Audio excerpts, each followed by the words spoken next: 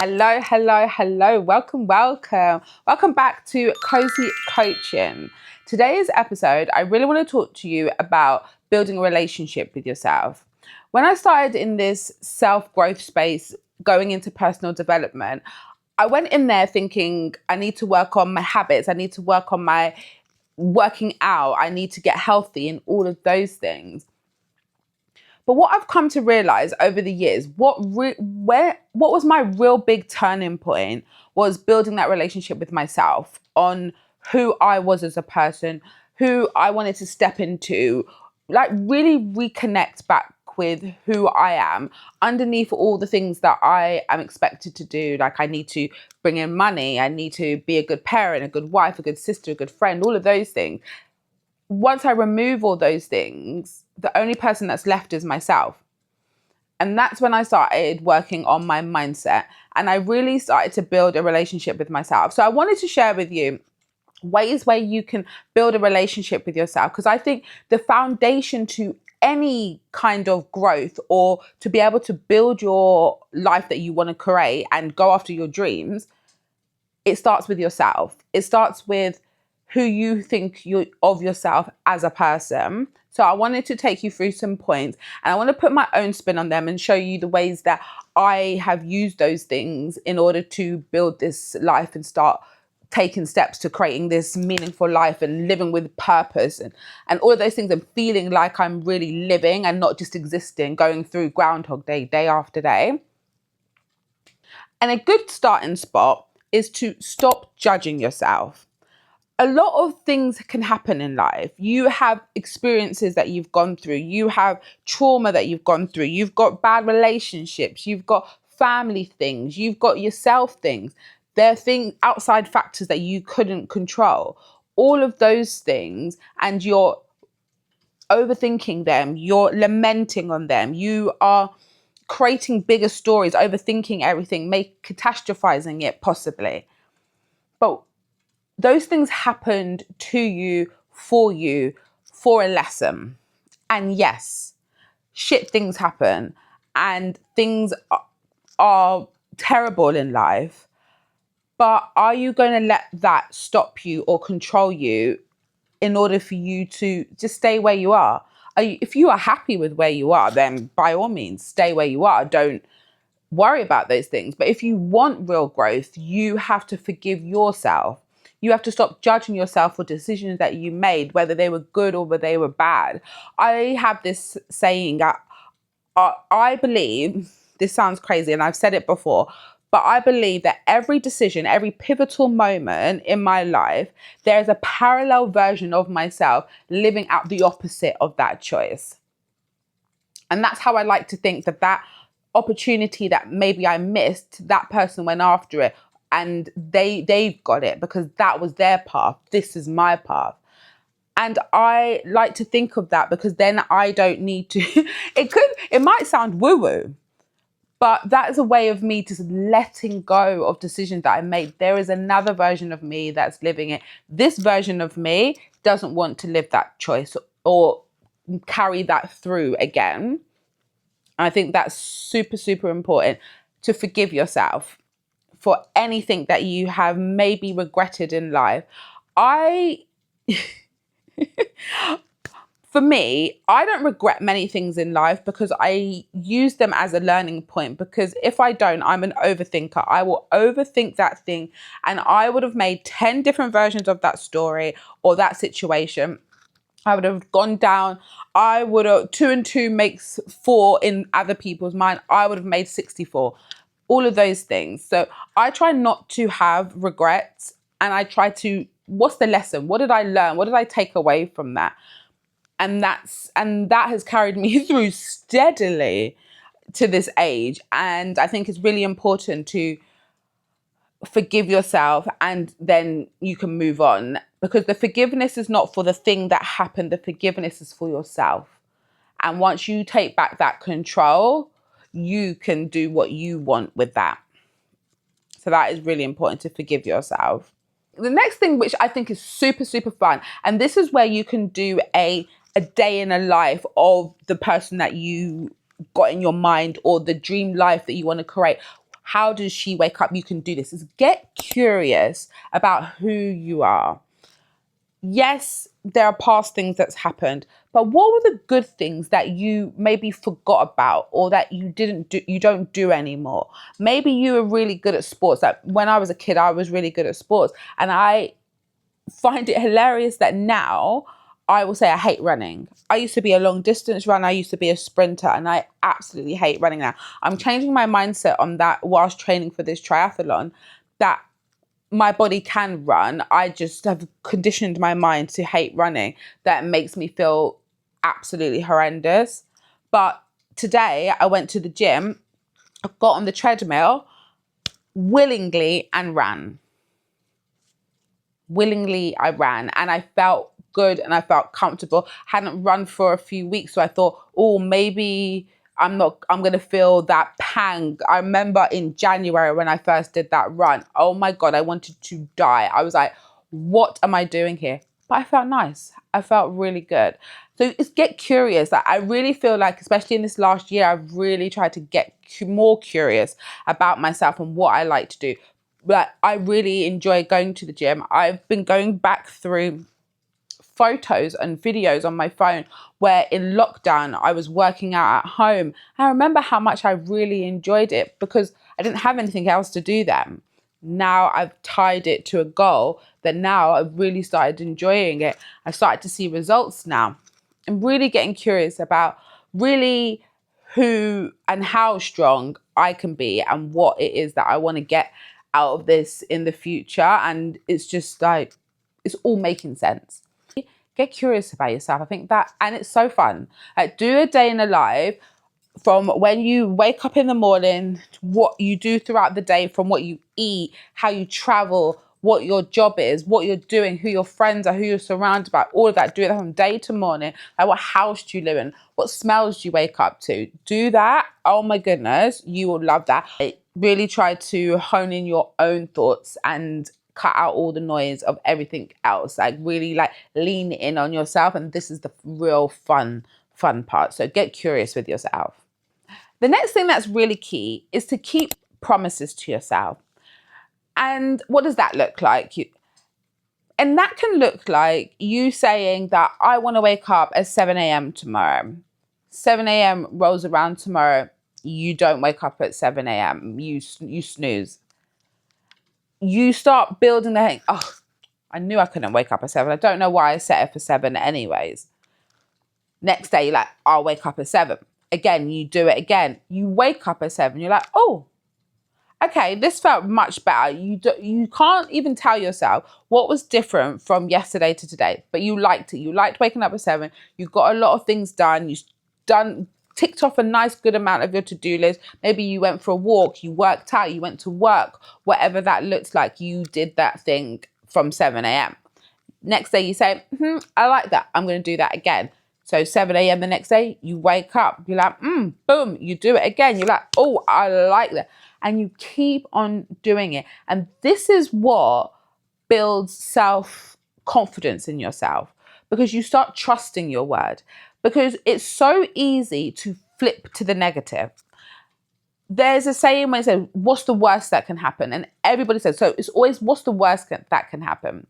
And I remember hearing it flipped around saying, what's the best that could happen? And I was like, I like that. Why do we always default to the negative? Whenever you see a review on a product, what do you see? Negative reviews. Because a negative response will always become higher than a positive response. And that's what your brain is always looking for. Your brain is always looking for confirmation that what you said you wanted to do, you actually can't do it, because your brain wants to keep you safe. And I was like, sorry, what? So let me take that back. Every single time you say, I'm going to do this, so I'm going to wake up at 7 a.m. and you don't, your brain goes, yes, knew it, great, tick, congratulations, I knew we couldn't do that. And then you'll start talking negative about yourself. Oh, knew I couldn't do it. I don't know why I set myself up to fail, blah, blah, blah, blah, blah. In my head, what I would do to flip that is to, okay, you didn't wake up at 7 a.m. Don't beat yourself up about it. Maybe tomorrow you say, I'm going to wake up at 8 a.m. And then from 8 a.m., you might wake up the next day at 8 a.m. and be like, yes, I did it. Okay? Work backwards. I used to always say to myself, I can't do 10,000 steps. I remember moaning to my sister saying, I don't understand. I was doing a baby step plan. I always do my baby step plans. In anything that I do, I always trying to break it down to like the smallest step, like remove all barriers. So what I would do is I would do 5,000 steps, and then every single month I increased my steps up to 9,000 steps. Every single time I got to 10,000 steps, I could never get to 10,000 steps. I'd always make 9,000 easily, but that 10,000 just seemed so far away and it just wasn't possible. Also, I think we were just coming out of lockdown at those times. Come back, and then I'll come back down to 9,000 steps. The next month, then again, I'll go up to 10. Can never make the 10. I don't know what flipped or changed in that story, but I was just like, I'm making that 10,000. So if that meant that after I put my kids to bed that night, I would go out for a walk, I was getting that 10,000 steps. I was like, I am the problem. I'm the one that is not honoring that 10,000 steps I said I wanted to make every day. I need to find a way to make those steps. So I made some sacrifices. Instead of sitting down, maybe watching TV, I went out for a walk, made sure I got those 10,000 steps. Sometimes it was a 15-minute walk. Sometimes it was a 30-minute walk. But in anything that you do, if you say that you're not going to stay past your cut-off time at work and you keep on staying past you are constantly looking for confirmation that you can't keep promises to yourself, and you slowly beat down your self-confidence in yourself because you can't keep your promises to yourself, let alone keep it to other people. So start keeping promises to yourself, and I promise you, break down that thing into the most easiest, simplistic steps so that even you can't say no to yourself, because you're like, that is so easy. If I really say no right now, what is that saying about me? And the sciencey part that I learned out of this is that your brain is there to keep you safe. So when you are starting a new habit or you're trying to do something new, your brain will go into overdrive and it will, like, sirens will be going off saying, no, don't do this. What is this? I don't like this. But it's you're breaking down I think it's something like don't quote me on this, but it's something like your neuroconnectivities or something. They're getting broken down and you need to rewire it to the new habit so the new habit can keep on forming. And it's going to be hard. Your brain is going to want to go back to neutral, go back to what they're familiar with. But the more you keep on doing it, more your brain is like, oh, we do this now. Rewire that connection to a new one. That's what I'm hoping. That's what I took away from when I read about this. I read this let's not get into that. I listened to something about brain neuroscience. And that's where I learned that your brain is just there to keep you safe, and you have to work against your brain. And you can manipulate your brain into being like, I do this now. So that's why it's important to talk positive to yourself. So if you want to work out, keep on saying, I like working out. Like when they say change your words from, oh, I have to work out, to I get to work out. Those kind of things is rewiring your brain to understand that this is who I am now. Like, get over it. Let's get on with it. This one was a hard one.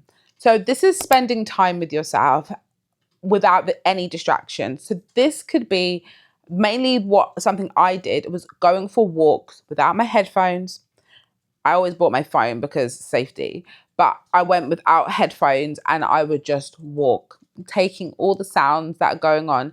And when I tell you, my mind used to wander. I used to try and fixate on certain things, and then my mind would wander somewhere else or go somewhere else. That serious game changer, because I used to come up with some great ideas when I was walking without headphones, and I would do that once every other week. I think I would do that, like, bi-weekly, but it was a game changer, just sitting with your own thoughts, because you're constantly bombarded with things. The most used thing in the whole entire world is somebody's mobile phone. You're always constantly in your hand. If you go to your analytics, you'll see there's a part of how many times you picked up your phone.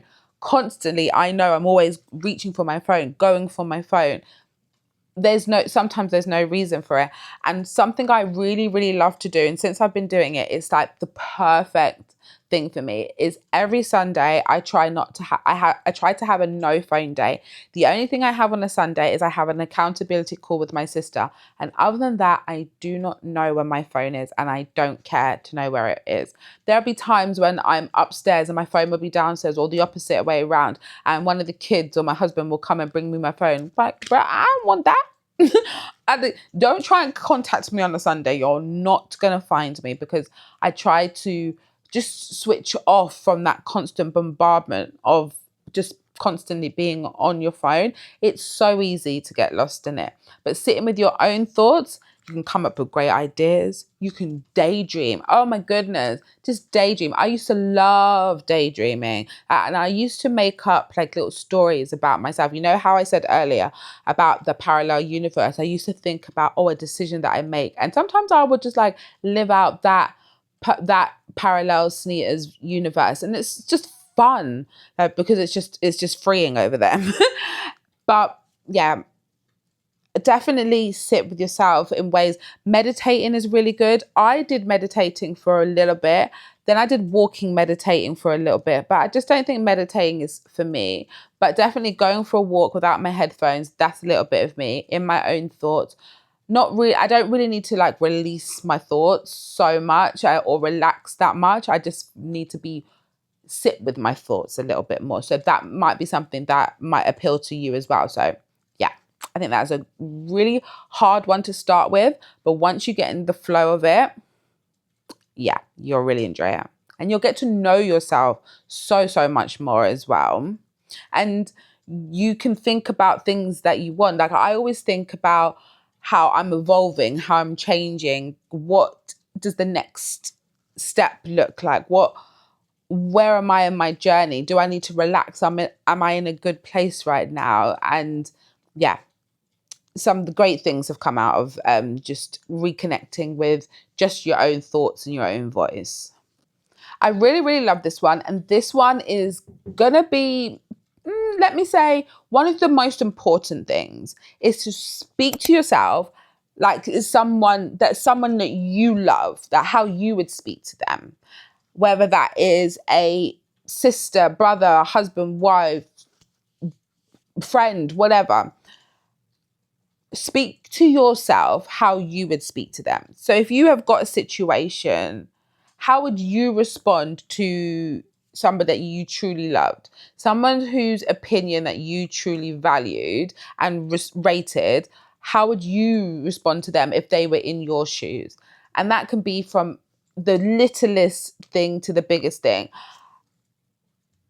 Because the relationship you have with yourself is never going to be bigger than anything else. And I really want you to understand that you need to show yourself love. You need to show yourself compassion, because your hardest critic, your worst critic, your arch nemesis is most likely yourself and what's going on up here. And you have to constantly learn and want to learn about yourself and really love yourself. Like love yourself from every bone and nook and cranny in your body. Like how much do you love yourself? Like no one should be able to speak down about you in any kind of way, because you don't speak down about yourself. You are always beaming that sunshine. Yes. Sometimes you'll make stupid mistakes and you're like, stupid. Yeah, it happens. We're human. But in the grand scheme of everything, speaking to yourself with love, that's why they say affirmations are great. Like speak to yourself in the mirror. I want to tell you something really, really vain, okay? And this might just be exposing myself or not. I don't know. But I want to say this. In the evening, I'll do my nighttime skincare routine. and I've done my routine, and I put my hair back in the two braids, and I've done my skincare. My skin is glowing. My skin is on the glow. Yeah, it's beautiful. I feel luscious, and I look at myself in the mirror and I'm like, you are so beautiful. And then I'll look away and then I'll be like, you're so beautiful. I can't get enough of myself. I absolutely love it. Since I have been really understanding who I am as a person. And yes, to be fair, I'm not going to lie, I've been like this for a long time.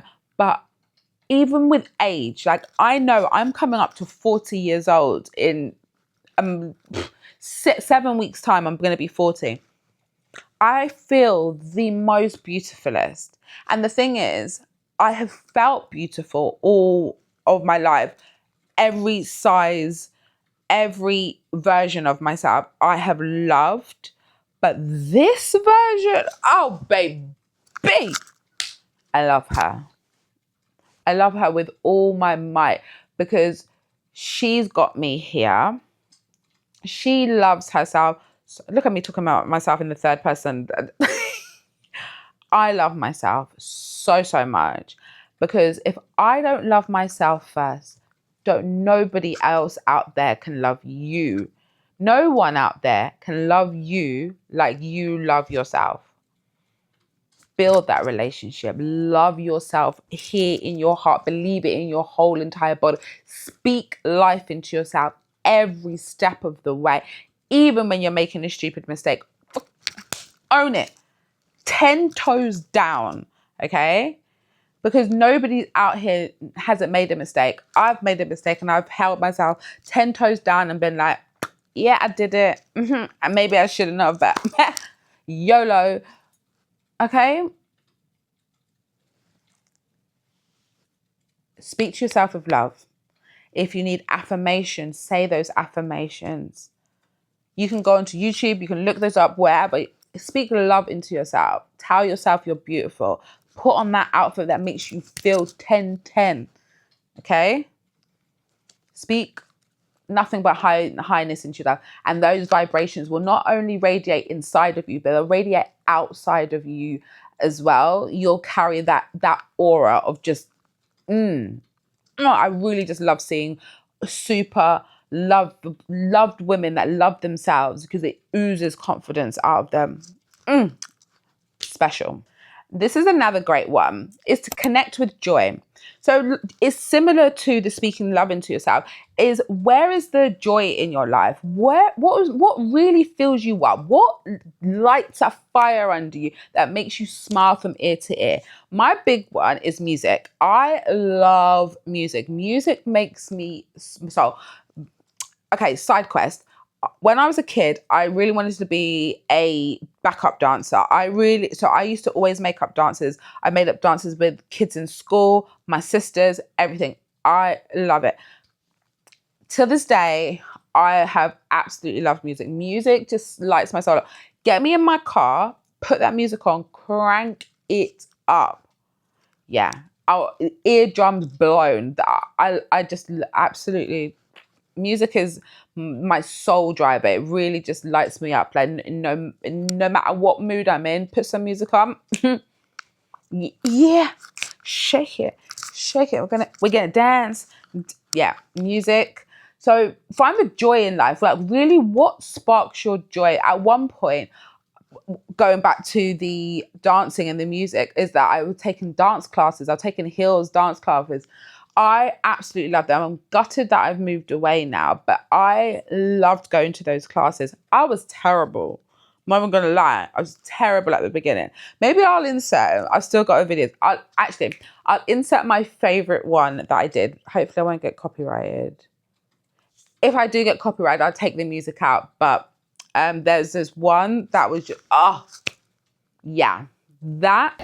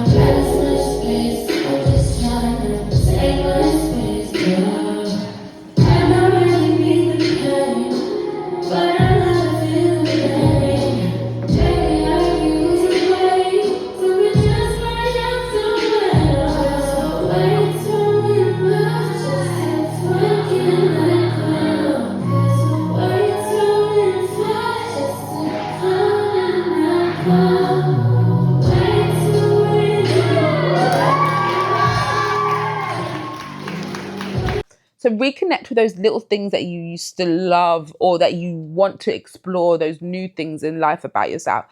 Go after them. My new obsession right now is the gym, and I'm so glad it is, because I never thought that it would be.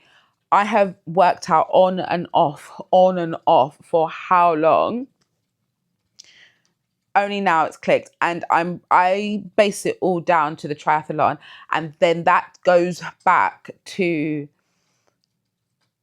tying your want to a goal. So I've wanted to lose weight for so long, but I've always felt stagnant. I've always not felt like anything's happening. I just keep putting on weight instead of losing it.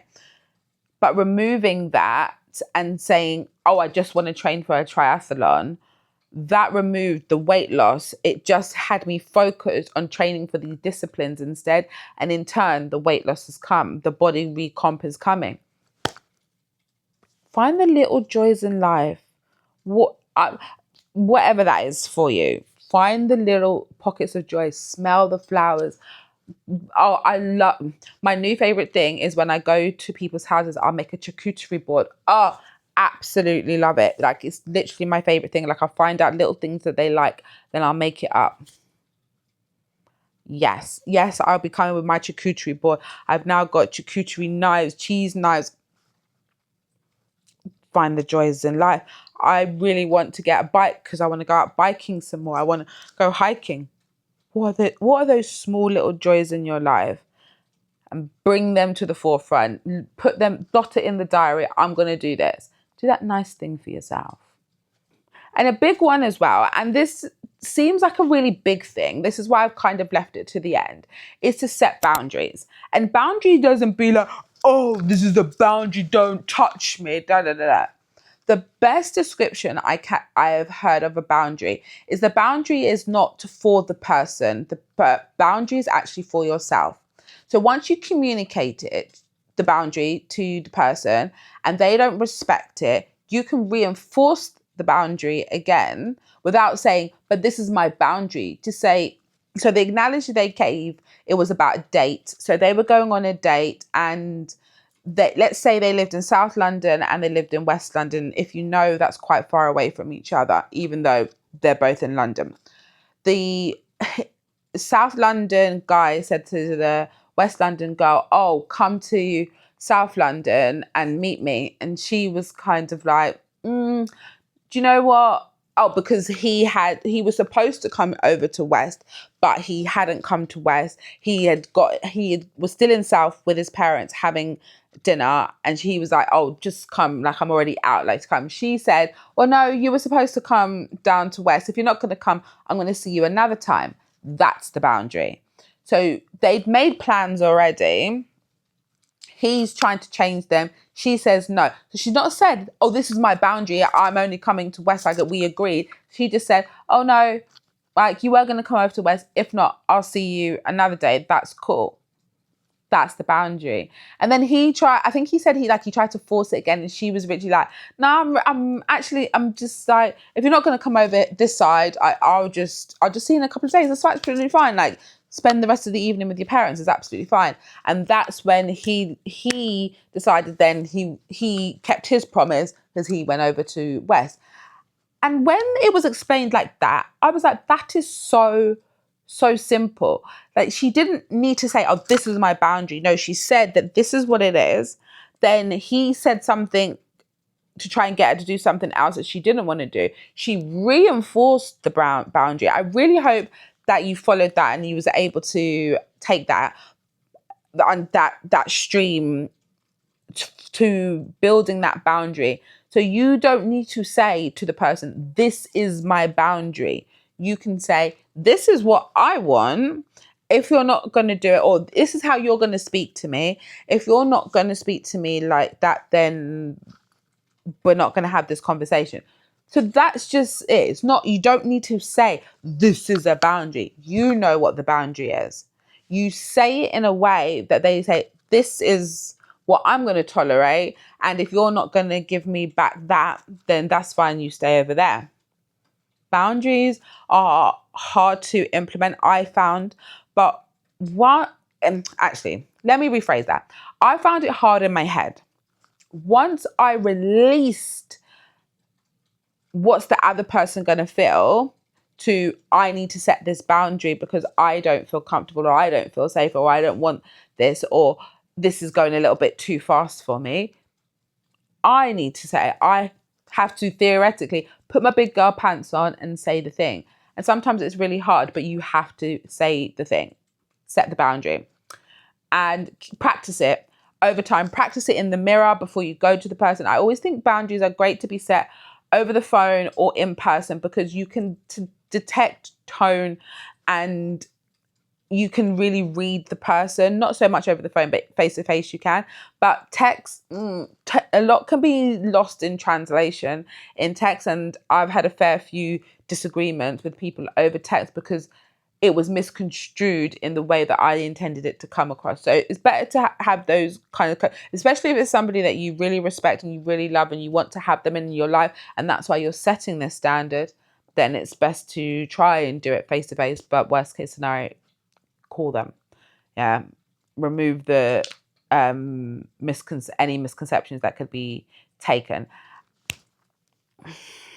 And the final point is all of these things are going to help to create the life that you want. And you're creating it one little tiny moment in time. And sometimes it will feel like it's boring, it's long, nothing's happening, it's not exciting enough, this is not fun, it's not giving me what I thought it was going to give. But everything done consistently will help you to build that connection with yourself. And once you're so flipping in tune with yourself, no one, and I mean absolutely no one, is going to be able to penetrate and get through how much you know about yourself. And anybody that is in your life is there to complement your life and to feed into your life, and you are there to feed into them and pour into them because you've got that mutual love. But knowing yourself, when I tell you, it unlocked so much for me that I know that once you really unlock that for yourself, you will see growth beyond growth. Okay, let's get into today's homework. So today's homework is, this is the question I'm going to set for you. If you were starting a friendship with yourself today, what would you need to do to become someone you would trust, respect, enjoy being around, and to be safe with?